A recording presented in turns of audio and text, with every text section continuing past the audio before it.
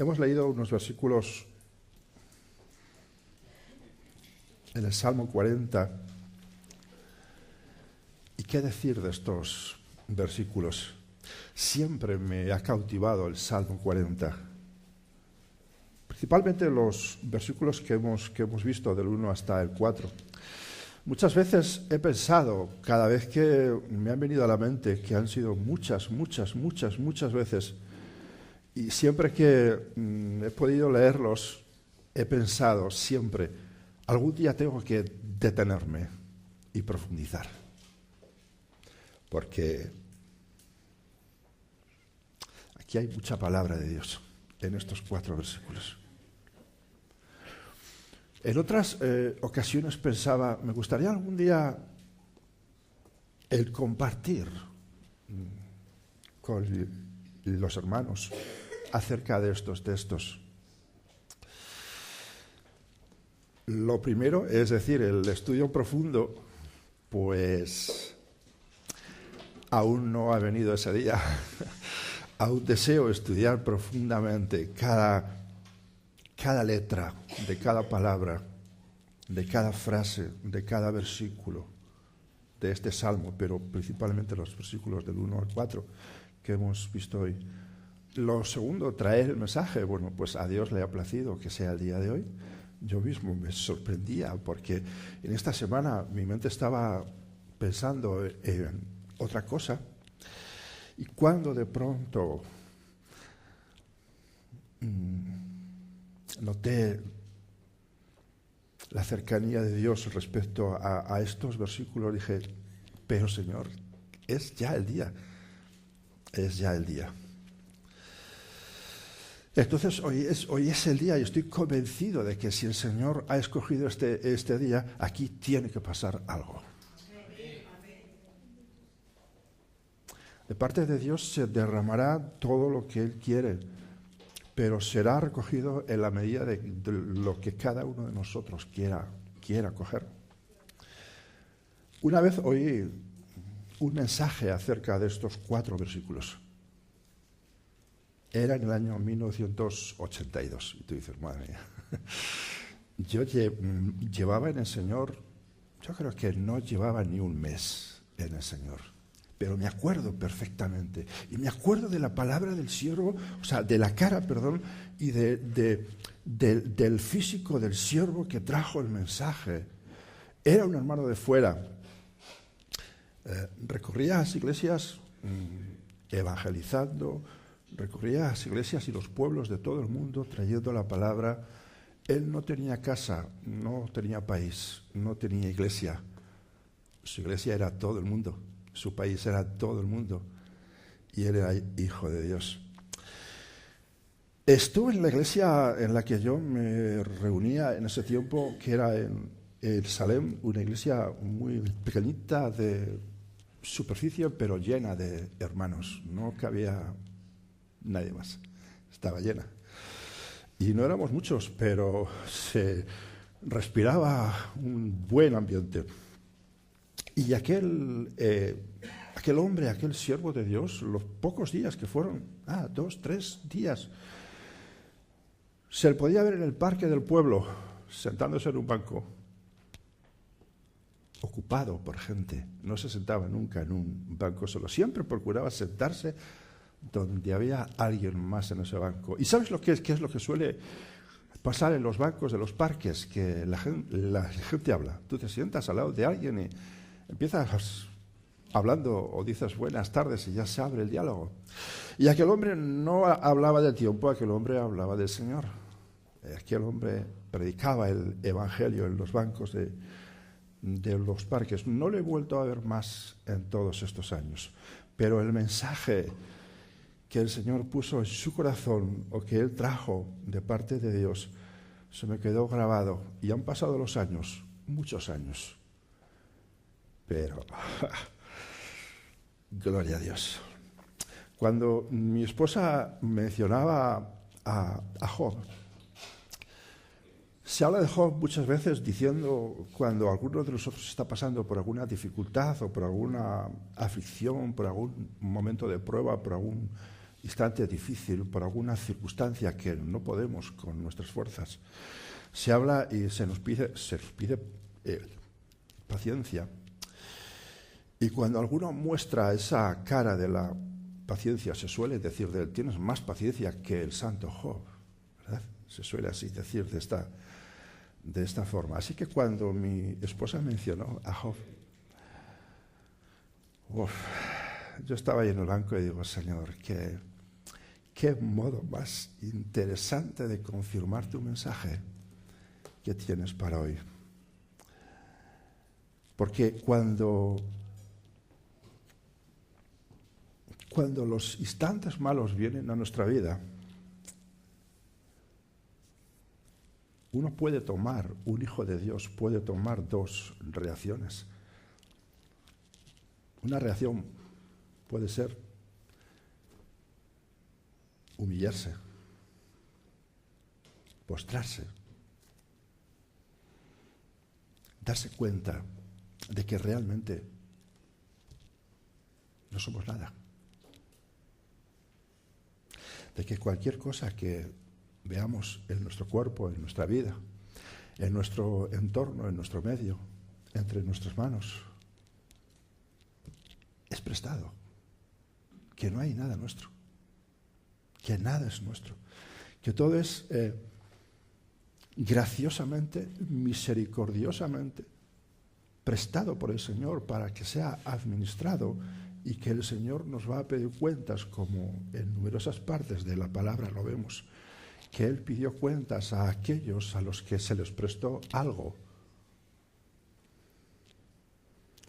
Entonces, una reacción cuando la dificultad viene es esa, la humillación, el postramiento, el reconocer que no somos nada. Y otra reacción, muchas veces me viene a la mente el recuerdo, la imagen de alguien que pretendía ser un siervo de Dios. Y digo que lo pretendía porque se preparó para ello. Dejó muchas cosas, partió lejos y regresó pensando que las puertas se iban a abrir de par en par y que todo iba a empezar a funcionar, y no fue de esa forma. Y un día, estando con él, hablando de esto, le pido al Señor que no tenga cabida en mi vida, ni en la de ninguno de vosotros, una reacción como la que yo vi en aquel hombre. Él hizo un gesto, hizo un ademán con las manos, como queriendo decir: Dios ya sabe cómo estoy, encárguese Él de mí, pero con una soberbia, con un engreimiento. De eso hace ya unos cuantos años. Aún hoy es el día que aún no está siendo un siervo de Dios. Y cuando yo pienso en esto, me vuelve la imagen de Job. Y me vuelve el entorno, como mi mujer dijo, lo que él pasó, que perdió literalmente todo. Yo quiero ser como Job. No quiero pensar que Dios tiene que darme algo porque yo le estoy dando algo.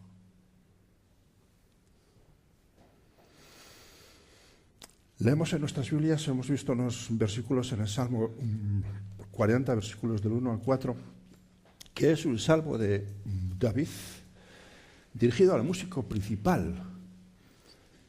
David, como sabemos, escribió una gran parte de los salmos, y en numerosos salmos él escribe la causa por la cual ese salmo fue escrito. Él dice, pues cuando pasó esto, Y ese encabezamiento, esa explicación de el por qué el Señor puso en la mente de David, en el corazón de su siervo, para que escribiera tal o cual salmo, nos ayuda a comprender un poquito la circunstancia y a posicionarnos, y eso nos sirve mucho para que cuando a nosotros venga alguna circunstancia parecida, el Señor nos haga recordar ese salmo, el que sea. Pero no es el caso del Salmo 40. Dice, al músico principal, Salmo de David. Y no dice más. Ahora, una lectura de todo el Salmo completo, especialmente al final, nos hace pensar que David estaba pasando por una situación angustiosa, por una situación difícil. Y además de pasar por una situación difícil, los amigotes o la gente que estaba al lado suyo, como pasaba en el caso de Job, le rodeaban diciéndole, a ver, ¿dónde está tu Dios? Todo lo que tienes es porque has hecho, o porque has sido, o porque has pensado, o porque has hablado, o porque. Todo, y siempre buscando una causa, un porqué. Pero la reacción de David se asemeja mucho a la de Job en este salmo. Y me gustaría analizar, no es un estudio, ya me gustaría, pero aún no es el tiempo para ello. Yo no sé cuándo será, el Señor lo sabe. Pero hoy vamos a tratar de entender un poquito los versículos del 1 al 4. Y allí en el versículo 1, espero que tú tengas en tu Biblia el Salmo 40. Y si no tienes Biblia, acércate a alguien que tenga Biblia. Hazlo, porque eso será bueno. No te conformes con pensar, yo ya me lo sé, no hace falta. Yo también pensaba que lo sabía, pero lo empecé a recitar y digo, ¿y ahora qué venía? ¿Una coma, un punto o tal o cual palabra? Dice, pacientemente esperé en Jehová.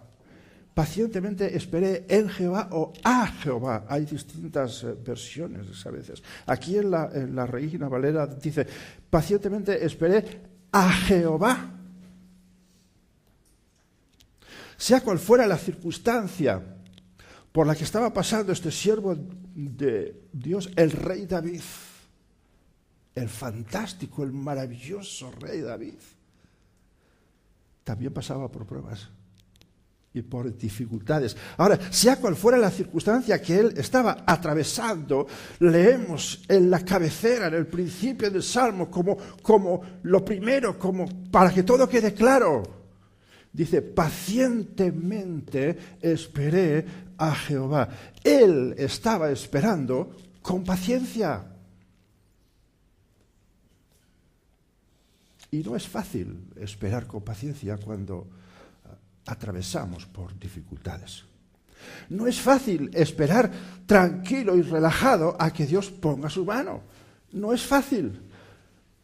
Más bien suele pasar que empezamos a tomar decisiones, empezamos a buscar alternativas, salidas, opciones, estudiar, analizar, preguntar, consultar, decidir, y lo único que conseguimos es acrecentar el problema. Lo único que conseguimos es revolver el problema. Lo único que conseguimos es darnos cuenta de que no podemos, pero aún con todo esperamos ahí buscando y buscando y buscando. Lejos de resolver, empeoramos el problema. Me atrevería a decir que prácticamente en un 100% de los casos nuestra vida camina a base de tropezones. ¿Me confundo o solamente me pasa a mí? Prácticamente en un 100% de los casos somos impacientes ante la dificultad. Prácticamente en un 100% de los casos procuramos buscar una salida antes de acordarnos que el Señor está por ahí.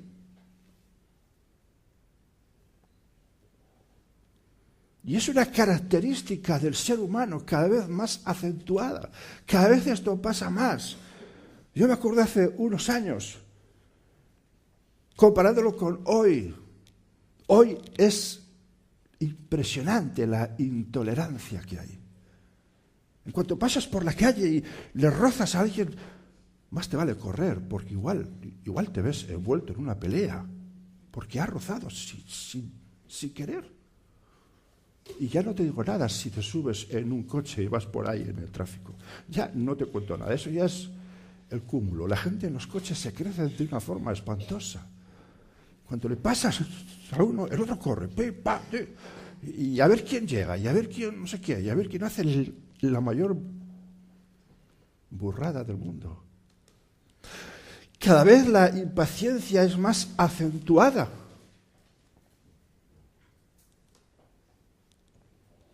Yo sé que estamos entendiendo perfectamente lo que digo, ¿sí? Me gustaría seguir explicando las cosas, pero dejemos a la palabra que hable, que es mucho mejor, ¿sí? Entonces, he escogido, hay muchas partes en la Biblia que hablan acerca de la paciencia y acerca de la impaciencia. He escogido dos pasajes porque si no esto iba a ser tremendo, ¿verdad? Así que voy a pedir a aquella Rubiela, creo que es que tenga Santiago 1, versículos desde el 2 hasta el 5. Despacito, Rubiela, sin prisa. Dice, hermanos míos, tened por sumo gozo cuando os halléis en diversas pruebas, sabiendo que la prueba de vuestra fe produce paciencia. Mas tenga la paciencia su obra completa, para que seáis perfectos y cabales, sin que os falte cosa alguna. Si alguno de vosotros tiene falta de sabiduría, pidan a Dios, el cual da a todos abundantemente y sin reproche, y le será dado. Amén. Gracias, Rubiela. El apóstol Santiago, hermano del Señor, cercano a él, no solamente por ser un discípulo, sino por ser hermano en la carne, está escribiendo esta carta universal, no a una iglesia, no a una persona, no a una gente, no a un pueblo. Es lo que se llama una epístola universal, una carta universal para todos, a través de los tiempos. Y él está diciendo que cuando estamos atravesando alguna situación difícil, nuestra fe es puesta a prueba. ¿Es cierto? ¿Es de esa forma o no? ¿Tú qué piensas? Es cierto, ¿verdad? Santiago no se confunde, sabe muy bien lo que habla. Seguro que él experimentó en su vida esto más de una vez, pero el Espíritu Santo, el Señor, inspira el corazón de este hombre para que escriba las palabras idóneas en el orden correcto. Y dice que cuando las dificultades, dice, tened por sumo gozo cuando os halléis en diversas pruebas. Y dice, porque la prueba de vuestra fe produce paciencia. Es decir, la situación de dificultad trae a nuestra vida que nuestra fe en el Señor, nuestra confianza en el Señor es puesta a prueba. Y vaya que sí es puesta a prueba. Y vaya que sí es puesta, porque la impaciencia aflora rápidamente. ¿Verdad?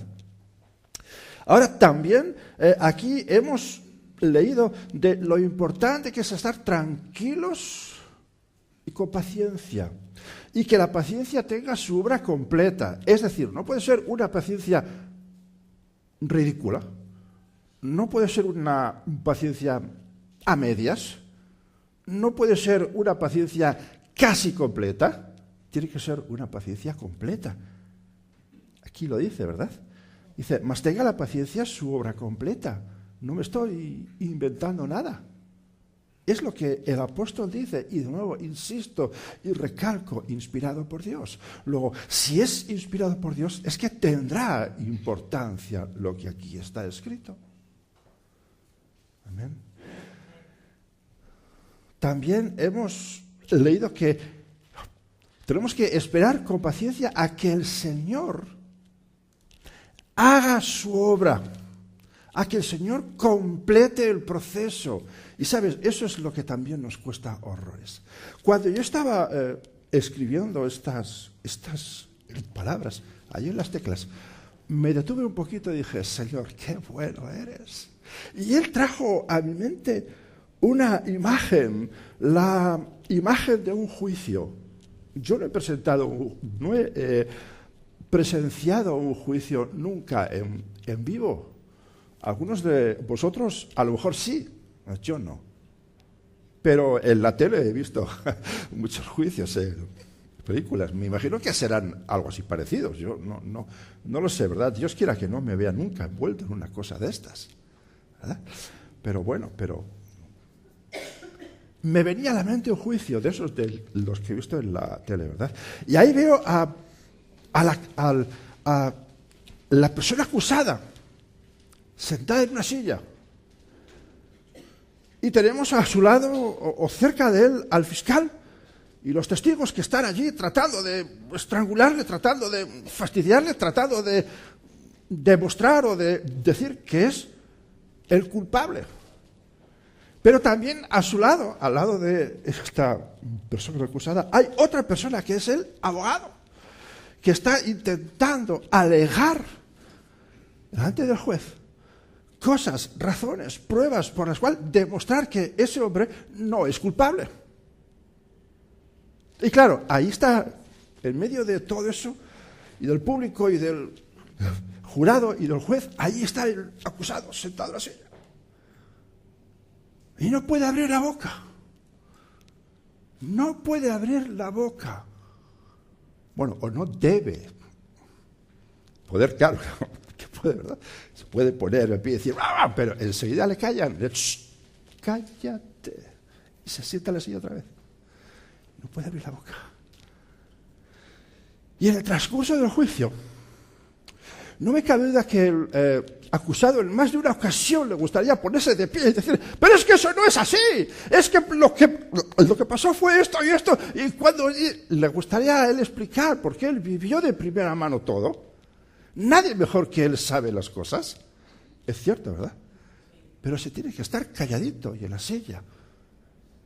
Y si ese abogado que tiene es un buen abogado, irá presentando las pruebas en orden, despacito, y de tal forma que vaya dándose cuenta el juez, si hay un jurado, de lo que realmente pasó, de forma que al final del juicio el juez diga, inocente.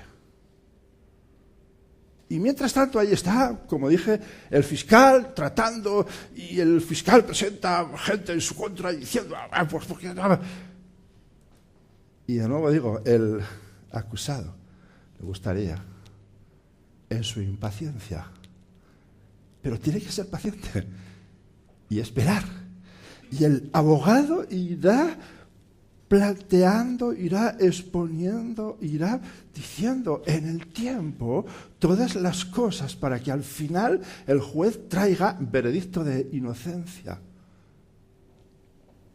Y la palabra de Dios es maravillosa. ¿Por qué? Porque hay un versículo en Primera de Juan 2:1 que dice que cuando metemos la pata, son muchas veces, es continuamente, cuando hacemos las cosas mal, que no es una vez, ni son dos, ni son tres, al cabo de una hora o al cabo de un día, ahí tenemos a alguien a nuestro lado que es el mejor abogado del mundo.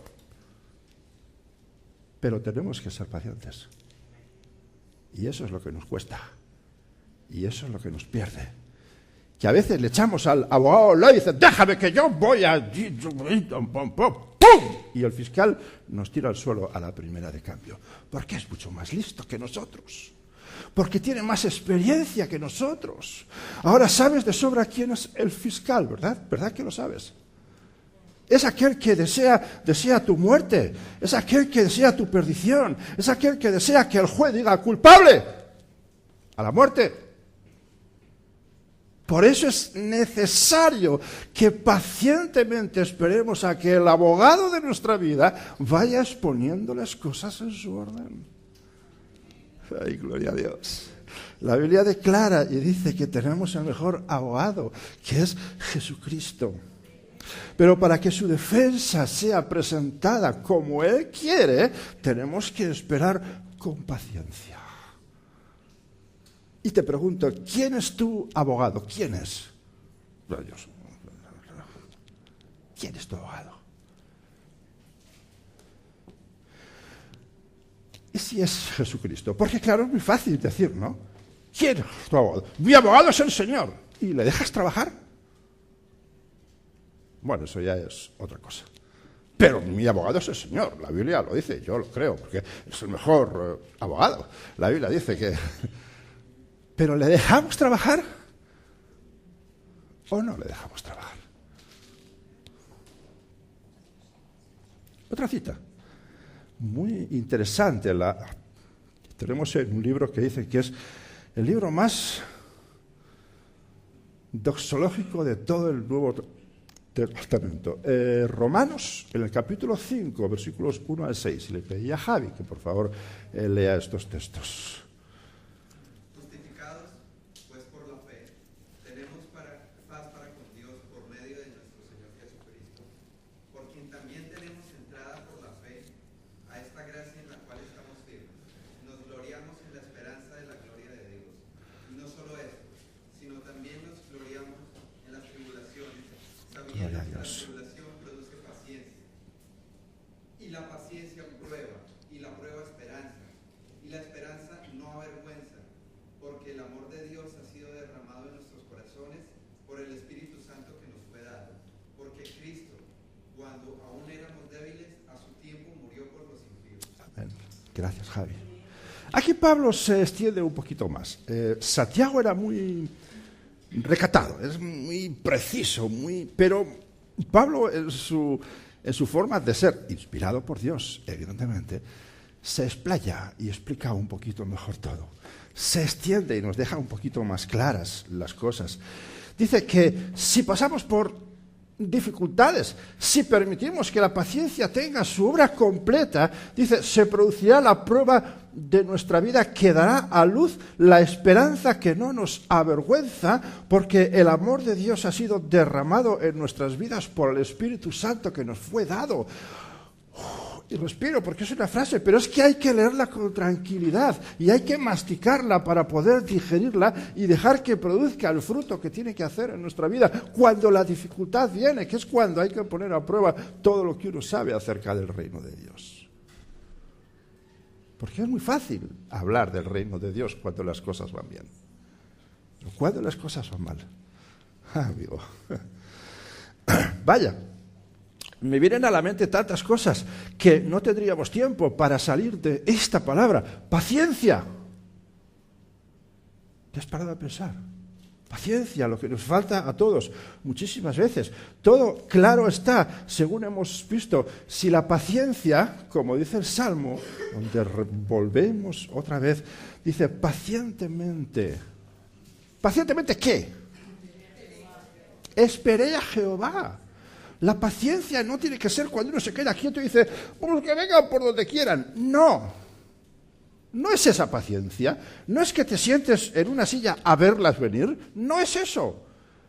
El salmista dice pacientemente y especifica y explica y dice de forma clara, esperé a Jehová. Esa es la paciencia que hay que tener. No es paciencia humana, es paciencia esperando en Dios. Diferente. No tiene que ver nada, porque a veces nos quedamos en cierta parte de la palabra. Y Job esperaba en Dios. ¿Esperaba o no esperaba en Dios? Yo creo que sí esperaba en Dios. Y lo demostró durante todo el proceso. Tú puedes ir viendo versículo a versículo, capítulo a capítulo, y al final Job dice esas maravillosas palabras que tú sabes porque se están repitiendo mucho. Dice, de oídas te había oído, más ahora mis ojos te ven. Qué diferente, ¿verdad? Me gustaría extenderme más, pero como dije, no es un estudio. Seguimos en el versículo 1. Dice, y se inclinó a mí y oyó mi clamor. Y se inclinó a mí y oyó mi clamor. ¿Quién se inclinó? Jehová. Ahora, si somos justos, si somos razonables, si nos damos cuenta de cuántas veces se inclina Dios hacia nosotros, nos vamos a dar cuenta de que es siempre, de que no es algunas veces, de que no es cuando ya estamos con el agua al cuello, no, es siempre. Desde el instante que tú te levantas hasta que te acuestas, durante el tiempo del sueño, mientras estás, Dios está inclinado a ti, Dios está cerca tuyo, Dios está cercano a ti, por donde quiera que vayas, Él va. Donde quiera que tú estés, Él está. Y si no puede entrar por alguna circunstancia, se queda a la puerta, pero está cerca. No se marcha lejos. Para nada en absoluto. Por eso el salmista, el rey David dice, y se inclinó a mí y oyó mi clamor. Y cuando estaba escribiendo estas letras, me vino a la mente el primer pecado de la raza humana. ¿Tú sabes cuál fue? ¿Cuál fue? Exactamente, en el huerto. En el huerto del Edén fue el primer pecado. La primera vez que el ser humano metió la pata. ¿Y qué hizo Dios? Dijo, bueno, ni acercarme. Cuanto más lejos, mejor. ¿Hizo eso el Señor? ¿Y por qué lo hacemos a veces nosotros? Cuando alguien está atravesando dificultades porque ha hecho algo mal, mantenemos la distancia y cuanta más mejor. Nos alejamos, nos marchamos, no queremos ni el roce ni el olor que venga a mí, porque igual algo me... No. Pero Dios no. Dios no.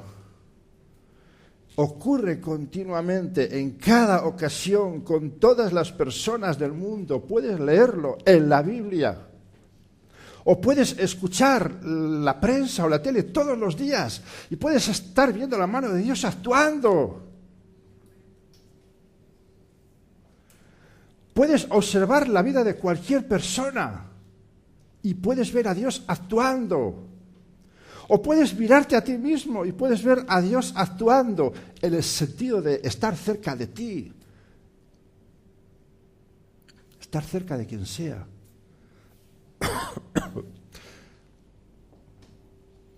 Continuamente se dice, ¿y dónde está Dios cuando pasan todas esas muertes? Bien cerca. Está bien cerca. No creas que está lejos. Está bien cerca.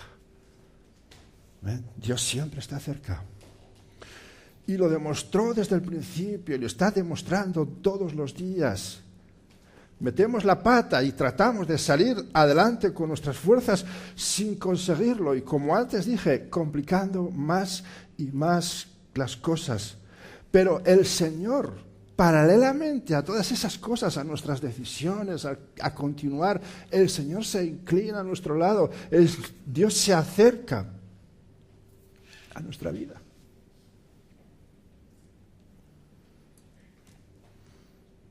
Él ya sabe lo que pasa. Él ya sabe qué es lo que está pasando en cada una de nuestra vida. Y se acerca. Por si quizás alguno de nosotros se diera cuenta de que Dios está cerca y quisiéramos decirle algo. Dios está cerca. ¿Cuándo lo hacemos? En la mayoría de los casos. ¿Cuándo decimos a Dios, Señor, ayúdame? Cuando las cosas están muy complicadas. Cuando ya la dificultad nos supera de tal forma y ya no puedo más, cuando estoy con el agua al cuello. Señor, ayúdame. Señor, ayúdame. A veces, a veces nos vemos con el agua al cuello. Sabemos que Dios está cerca, pero nuestro orgullo nos vence. Y permitimos que el agua acabe de cubrirnos y nuestra vida se acabe. Y el orgullo nos vence.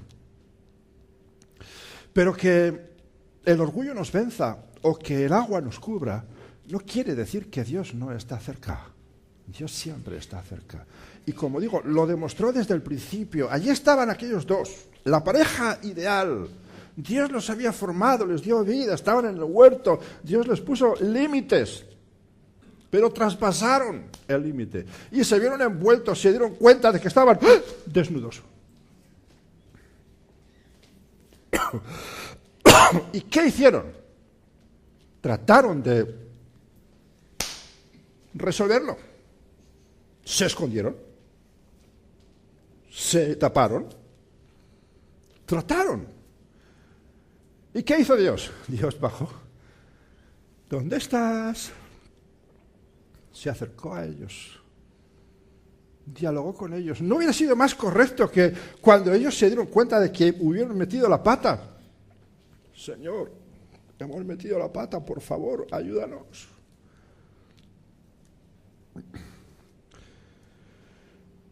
Yo estoy convencido de que si esa hubiera sido la reacción, otro gallo cantaría. El pecado hubiera entrado en el mundo, sí. Pero la vida de aquellos nuestros primeros padres hubiera sido muy diferente. Pero extralimitaron las decisiones hasta que ya no pudieron más. Y Dios tuvo que intervenir.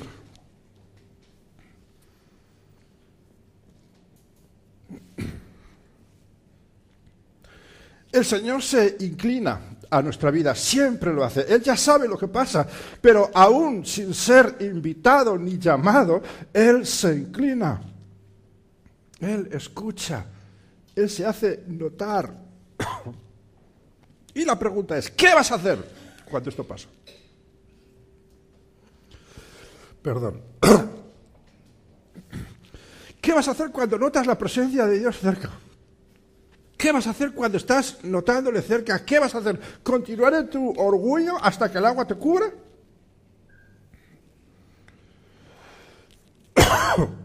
Perdonad.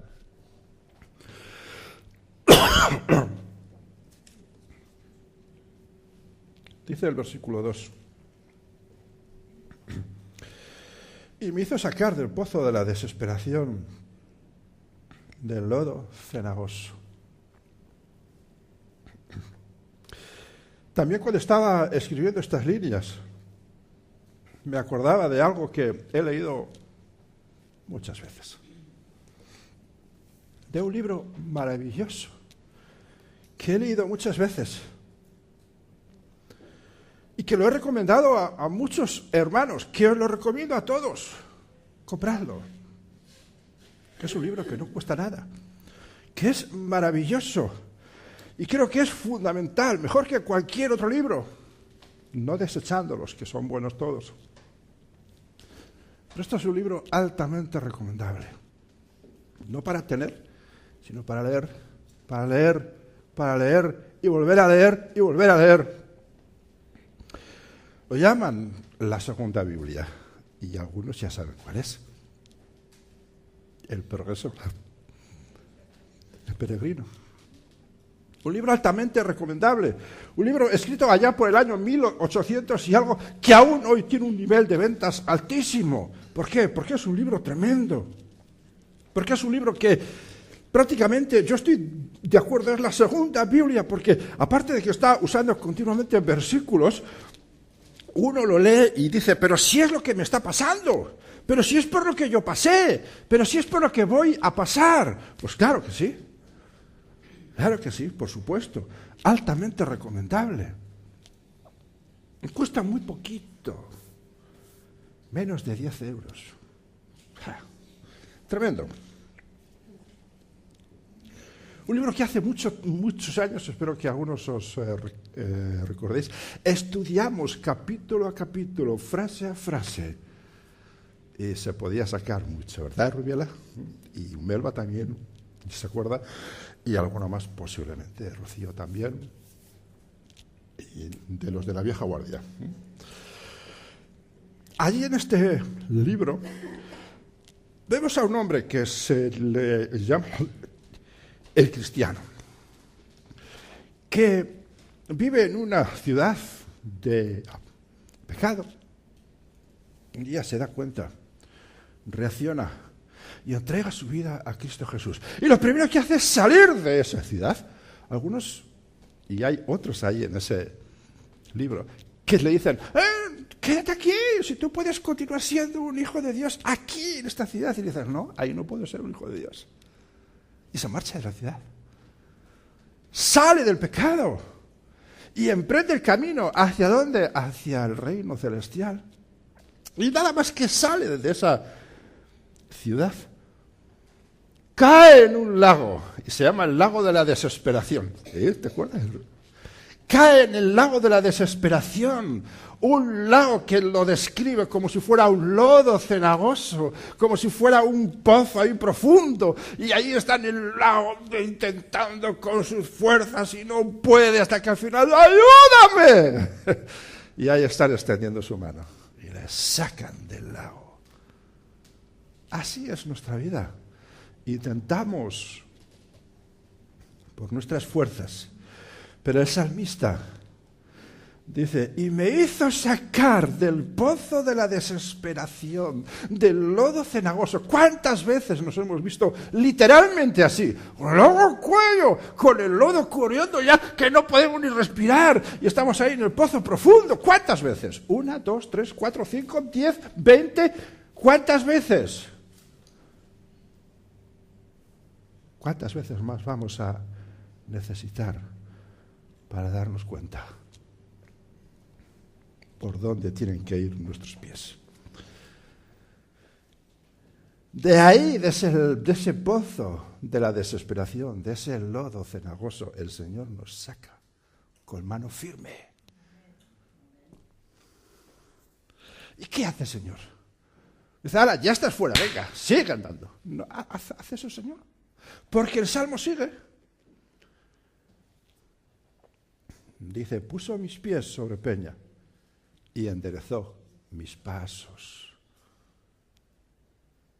Puso mis pies sobre peña y enderezó mis pasos. Mira, el Señor nos saca del pozo de la desesperación, del lodo donde está nuestra vida embadurnada de miseria y de pecado hasta arriba, y nos va sacando en medio de toda esa prueba que nosotros intentamos resolver con nuestras fuerzas. El Señor nos saca y lo primero que hace es ponernos ¿dónde? A mí me gustaría decir sobre tierra firme, pero no me conformo. ¿Por qué? Porque el salmista dice, puso mis pies sobre peña.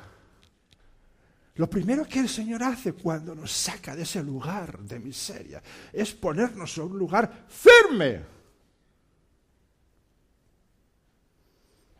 Y allí, además de ponernos firmes, el salmista dice que endereza nuestros pasos. Ahora, los pone derechos porque anduvieron de un lado para otro, vaivén que la vida nos da muchas veces. Me dice que puso mis pies sobre peña. Y ahí está, tú te acuerdas perfectamente aquel mensaje que Dios trajo. Había 2 hombres. Y uno edificó su vida sobre la arena y otro sobre la roca. En los 2 casos vinieron pruebas. Claro, es que decir que a un cristiano no le vienen las pruebas es decir una mentira más gorda que nada. Claro que sí. Pero qué diferente es la prueba sobre la peña que la prueba sobre la tierra, ¿verdad? Qué diferente es cuando tú construyes. A mi nieto le gusta que yo le cuente ese cuento. Bueno, cuando llegamos al cuento de la casa, este me gusta. Te gustan todos, ¿verdad? Pero ese le gusta mucho y el otro también. Pero cuando le cuento ese, una atención tremenda. Qué diferente, ¿verdad? Que la prueba venga cuando tu vida está afianzada sobre la roca, que sabemos que es Cristo, a sobre la arena, que es tu confianza en esto. Cuando el agua va empezando a remover esa tierra, la casa se va hundiendo. Pero sobre la roca, no. Sobre la roca, no. Jesús nos saca del pozo de la desesperación, del lodo cenagoso, pone nuestros pies sobre la peña y endereza nuestros pasos, los pone rectos. ¿Para qué? Para que volvamos al camino que Él nos marca, para que volvamos al redil, para que regresemos a la senda que Él marcó y no vayamos por un lado o por otro pensando que son mejores, porque a lo mejor tienen un color de hoja los árboles. Fíjate qué verdes, qué fruto tiene. Uy, de aquí voy a sacar el oro y el moro. Y ¡pum!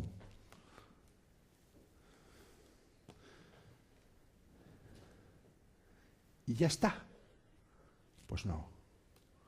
Porque si hay algo que tiene bueno Dios, y es todo, pero si entre todas las cosas que tiene buena, que son todas, una cosa buena entre otras, porque son todas buenas, es que Él hace la obra completa.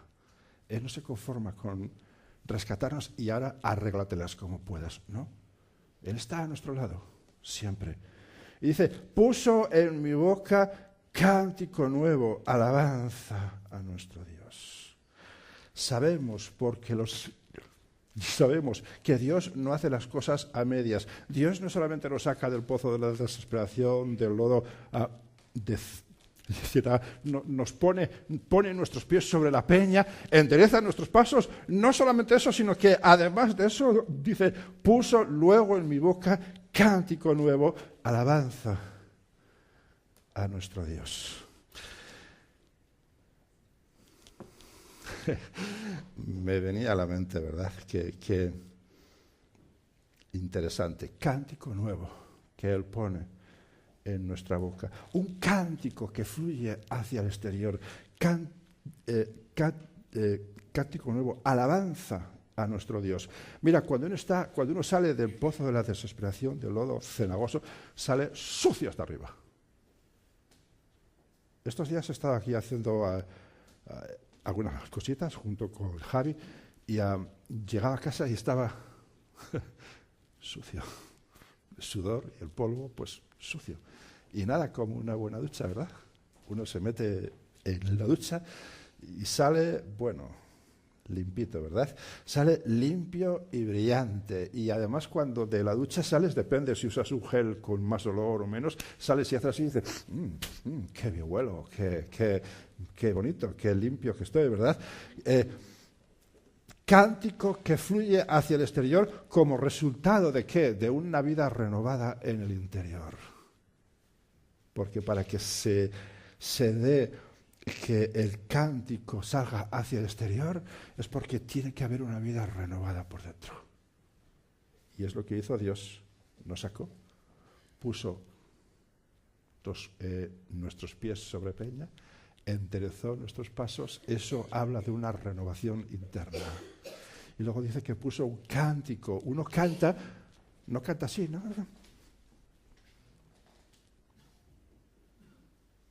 Eso es. No es eso cantar. Uno canta hacia afuera. No canta para sí. Cántico nuevo, alabanza a nuestro Dios. Cántico que fluye hacia el exterior, recuerda, como resultado de una vida renovada en el interior. Dime, ¿lo has experimentado? ¿Has experimentado que Dios ponga esto en tu vida? ¿Has experimentado que Dios transforme tu vida de esta forma? No es una utopía, es algo real. ¿Alguien lo ha experimentado? Que Dios haya transformado su vida, que le haya sacado del pozo, del lodo, que le haya puesto sobre peña, que haya enderezado sus pasos y que haya puesto cántico nuevo en su vida. ¿Alguien lo ha hecho? ¿Lo has experimentado? ¿Y qué? Se pasó. Y otra vez al pozo. Amén. Ahora no dices amén, ¿verdad?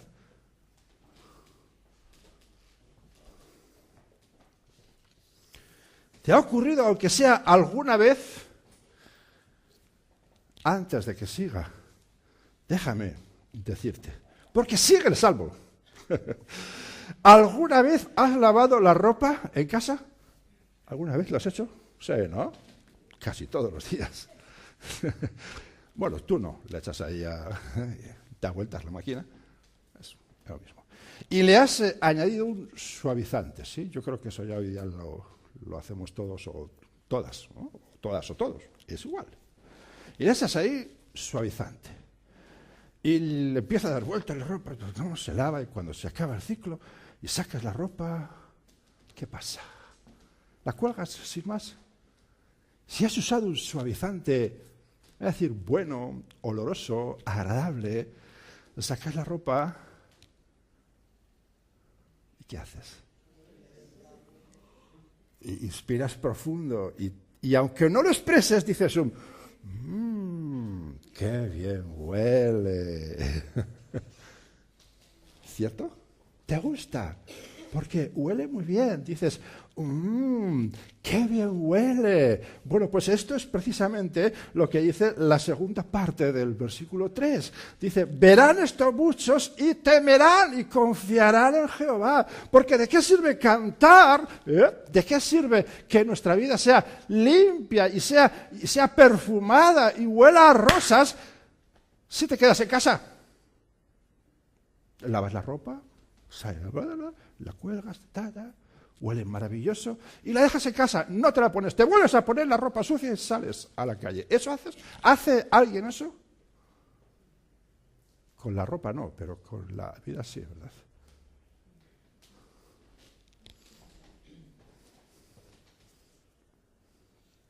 Dice, verán esto muchos y temerán y confiarán en Jehová.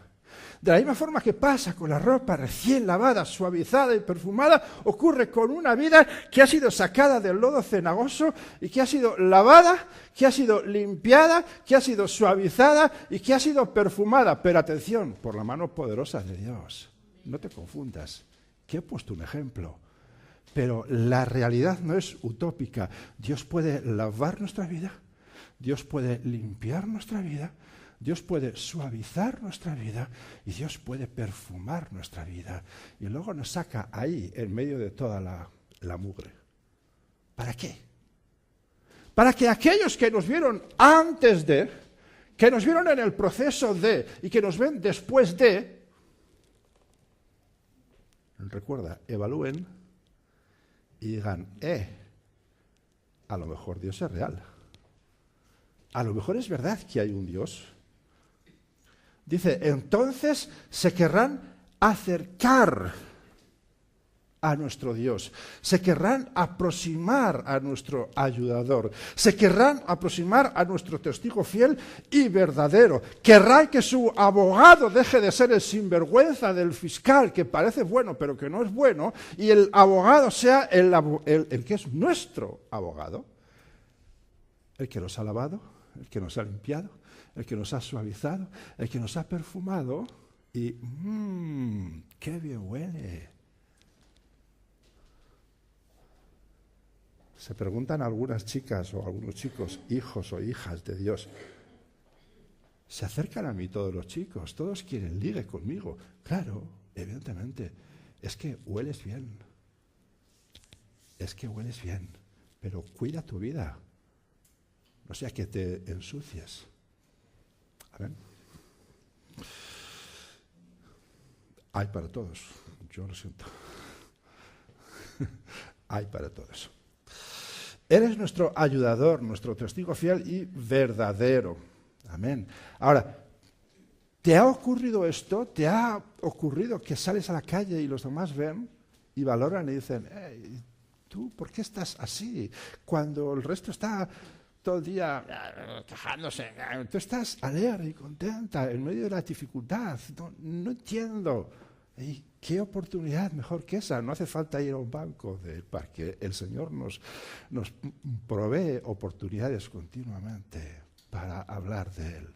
Fue el Señor. No, es que, verán, me lavé. Yo pensé, ¿verdad? En la prueba, yo vino. Fue el Señor. Fue el Señor quien me sacó del pozo, quien me sacó del lodo, quien puso mis pies sobre la peña, quien enderezó mis pasos, quien puso un cántico nuevo y alabanza nueva. Él fue, y a Él sea toda la gloria y toda la honra. ¿Te ha pasado? ¿Te ha pasado que otros te dicen esto? ¿Qué pasa contigo? ¿Tú eres diferente al resto? ¿Te pasa, verdad? Bien, para acabar ya esta mañana, vamos a leer en el versículo 4, el último que hemos visto, dice, bienaventurado el hombre y la mujer, por supuesto que sí. Bienaventurado el hombre que puso en Jehová su confianza y no mira a los soberbios ni a los que se desvían tras la mentira. Ahí está. Ahí está. Cuando leí este versículo dije, bienaventurado, y me vino a la mente el capítulo 1 de Salmos y lo busqué. Pero luego me vino a la mente, ¿cuántas veces en la Biblia se mencionará la palabra bienaventurado y dirá por qué? Eso será motivo de otro estudio profundo. Que no lo dice una vez, ni dos, ni tres, ni cuatro, ni cinco, ni 10, ni 15, ni 20. Dice más veces. Y dice por qué. Pero aquí en este caso dice, bienaventurado el hombre, y la mujer, y el joven, y el anciano, y el adulto, y cualquier persona, bienaventurada cualquier persona que puso en Jehová su confianza, y no mira a los soberbios, ni a los que se desvían tras la mentira. Y ahora te pregunto, ¿te ha ocurrido? ¿Eres bienaventurado? ¿O te ha ocurrido que has puesto tu vida con envidia en aquellos que practican la soberbia, y parece que las cosas les va bien? Que se multiplican y que tienen todo lo que quieren, que la vida les sonríe y tú quisieras ser como ellos y caes en la misma forma y en el mismo estilo y en el mismo modo de pensar y de actuar que los soberbios. O te has parado a fijarte en aquellos que van tras la mentira, que están mintiendo continuamente, que están mintiendo abiertamente, incluso se creen sus mentiras y los estás viendo prosperar, los estás viendo cómo crecen y que la vida les sonríe y que todo les va bien y funciona. Y tú dices, ¡ay, yo quiero ser como ellos! Y te metes en esa rueda de la mentira y de la soberbia. A pesar de que sabes que Dios dice, no entres por ahí. Tú lo sabes, porque conoces la palabra de Dios. Y la palabra de Dios ha sido puesta en tu corazón. Y aunque no lo hayas leído en la Biblia, sabes que está ahí puesto. Lo que no sabes es dónde, pero sabes que está puesto. Y el Señor lo ha puesto en tu corazón. Y el Espíritu Santo te está hablando, pero es que los estás viendo. Y dices, yo quiero ser como ellos. Y te entras y te metes en su rutina y en su rueda y en su forma de vida y en su forma de hablar, de actuar, de hacer. Y a ti no te sonríe como a ellos. Y dices, ¿qué pasó? Pues que no eres como ellos. Y aunque a ellos les vaya bien, tú sabes que la Biblia también dice que será por un poco de tiempo. Amén. Cuando te metes en estas formas, cuando tienes envidia de los soberbios, de los mentirosos, de los adúlteros, de los profanos, de los envidiosos, de toda esta gente, Dios no te puede llamar bienaventurado. No puede llamártelo y no te lo llama. Apocalipsis 3:17 te dice cómo te llama y te dice desventurado, miserable, pobre, ciego y desnudo. Apocalipsis 3:17. Desventurado, o sea, no eres bienaventurado, eres un desventurado. Pero Dios añade algunas cosas más. Dice que eres un miserable, que eres un pobre, que estás ciego y que estás desnudo. Es curioso, si la última iglesia que vemos aquí en el libro de Apocalipsis, en verdad se está refiriendo a la iglesia de estos tiempos, y yo lo creo, este asunto es muy serio. Porque Dios está hablando a la iglesia de los últimos tiempos, a esta. Y hay iglesia en estos tiempos que se cree todo esto. Y Dios dice, no. Tú no eres eso, y lo define. Eres un desventurado, eres un miserable, eres un pobre, eres un ciego y además eres desnudo. Dios está hablando a su iglesia, no está hablando al mundo. Luego el asunto es muy serio.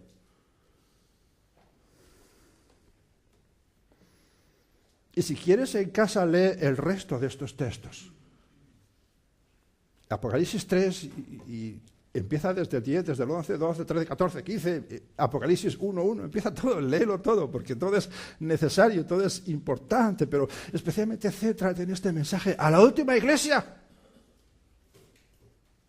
que supuestamente, yo lo creo, está refiriéndose a la iglesia de estos tiempos, ahora, en el 2019, en el día 12 de mayo, se está refiriendo a esta iglesia, y a la otra, y a la otra, y a la otra, a quien sea. Es curioso, ¿verdad?